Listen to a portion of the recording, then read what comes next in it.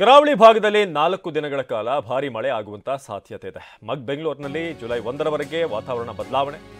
ರಾಜ್ಯಾದ್ಯಂತ ಹೇಗೆ ಮಳೆ ಮುನ್ಸೂಚನೆ ಅಂತ ಕರಾವಳಿ ಭಾಗದಲ್ಲಿ ಮಳೆ, ಹಾಗೇನೇ ಬೆಂಗಳೂರಿನಲ್ಲಿ ಜುಲೈ 1ರವರೆಗೆ ವಾತಾವರಣದಲ್ಲಿ ಬದಲಾವಣೆ. ಹವಾಮಾನ ಇಲಾಖೆಯಿಂದ ಭಾರಿ ಮಳೆಯ ಮುನ್ಸೂಚನೆ ಬರ್ತಾ ಇದೆ.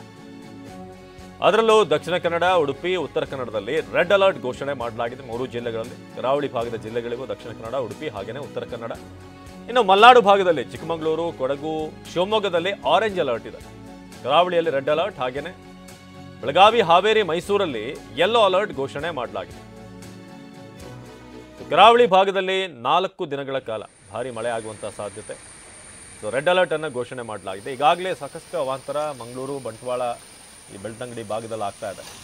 ಇನ್ನೂ 4 ದಿನ ಮಳೆ ಆಗುತ್ತೆ. ಅಂದರೆ ಈ ತಿಂಗಳಾಂತ್ಯ ಜುಲೈ ಸ್ಟಾರ್ಟ್ ಆಗೋದ್ರೊಳಗೆ ಭಾರಿ ಮಳೆ ಆಗುತ್ತೆ ಅನ್ನೋ ಮುನ್ಸೂಚನೆ. ಕೊಡಗಿನಲ್ಲೂ ಕೂಡ ಈಗ ತ್ರಿವೇಣಿ ಸಂಗಮ ಸೇರಿದ ಹಾಗೆ ಭಾಳಷ್ಟು ಭಾಗದಲ್ಲಿ ಹೆಚ್ಚಿನ ನೀರು ಹರಿದು ಬರ್ತಾ ಇದೆ.